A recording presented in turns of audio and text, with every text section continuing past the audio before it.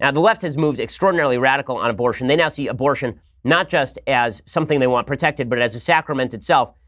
And they're proving how foolish they are every single day. So there was a bizarre demonstration yesterday.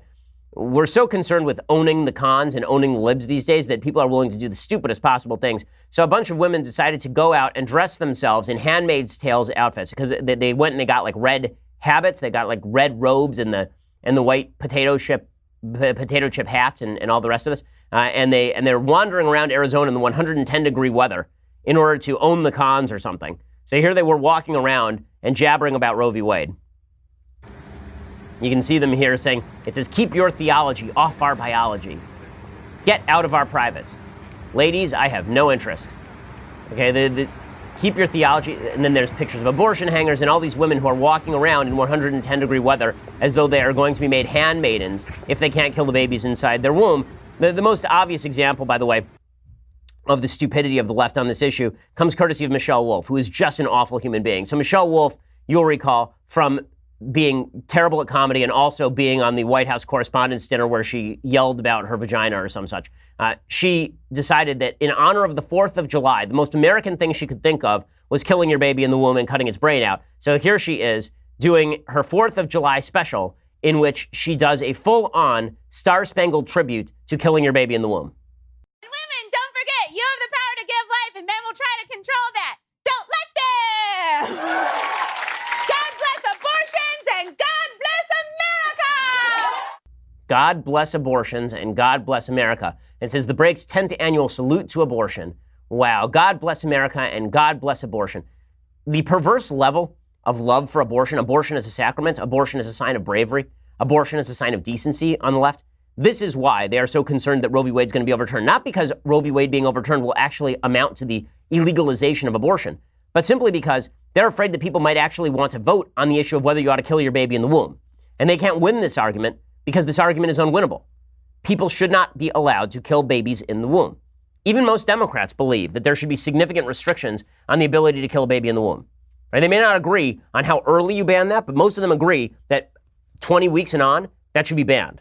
Okay, so Michelle Wolf is like, this radicalism is really insane. It shows why they're so concerned with the nomination of this justice, because they believe the Supreme Court is all that stands between them and getting rid of something that they hold holy, namely the ability to kill your child in the womb. With the left so militant about abortion that they are talking about abortion as a sacrament. I'm old enough to remember when Bill Clinton said abortion should be safe, legal, and rare. I'm old enough to remember that. Now, it's abortion should be plentiful, available, and celebrated. We should cheer for it because killing a baby in the womb is a sign of womanhood. It's a sign that you are truly a woman in charge of your own life.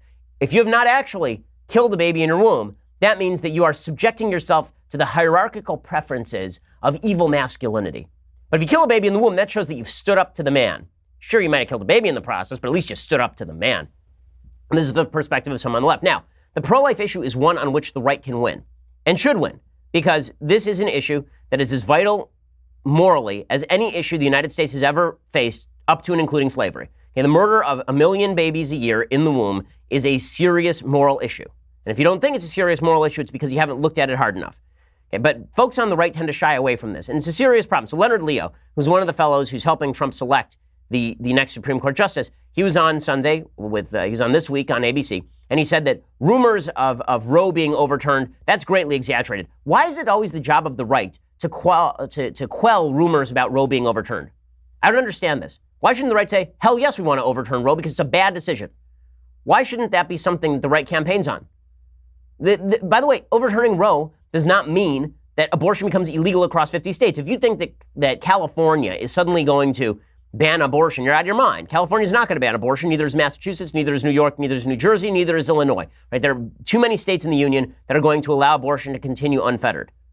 But the right is constantly running away from their own positions on this stuff. So Leonard Leo, whom I think is a quite brilliant legal mind, here is saying, well, Roe's not going to be overturned. Let's stop with all the fright. Why is everyone so worried?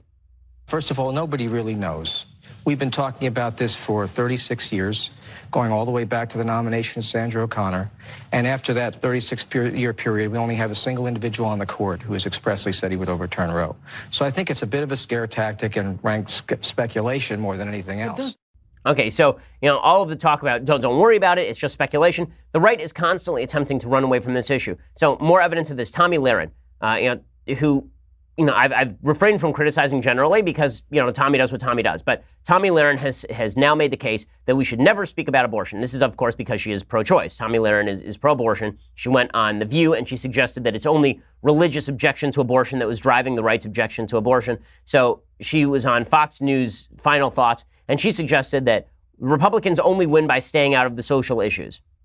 Let's be honest, the federal government does few things well, and I believe regulating social issues is an area where it fails. Let the churches, the nonprofits, and the community groups step in, not almighty Uncle Sam. Okay, so I am generally friendly to libertarian arguments, but this is not any social issue when you're talking about abortion. When you're talking about abortion, you're talking about an issue of protecting human life.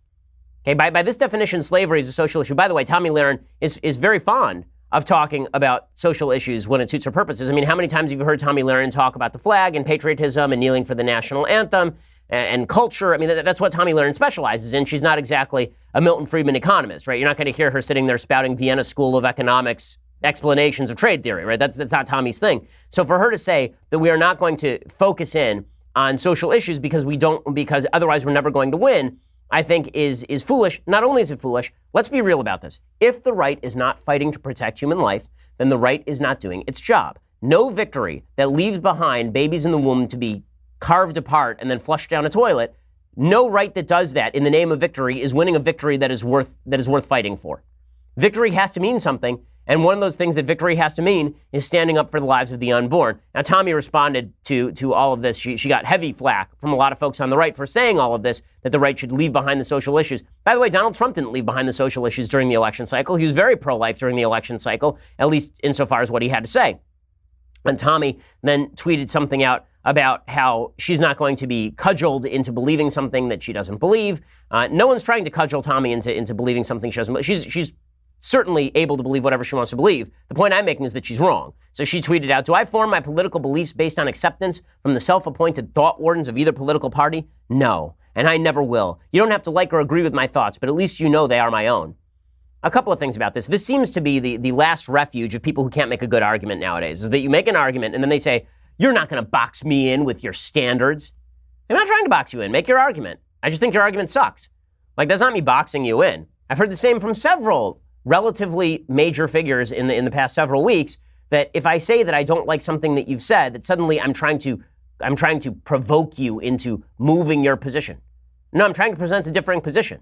You can say whatever you want. It's a free country. You can make a bad argument if you want to. Also, the substitution of authenticity for solid thinking is not even an argument. It's an emotional appeal. This idea that you don't have to like or agree with my thoughts, but at least you know they are my own. Right, I assume they are your own, which is why I am criticizing you. Or if they're somebody else's, I'd be criticizing them. The substitution of authenticity, well, he's very authentic in how he feels. Therefore, you really shouldn't question. What they have to say. That doesn't make any sense to me at all. I think that's completely nonsensical on virtually every level.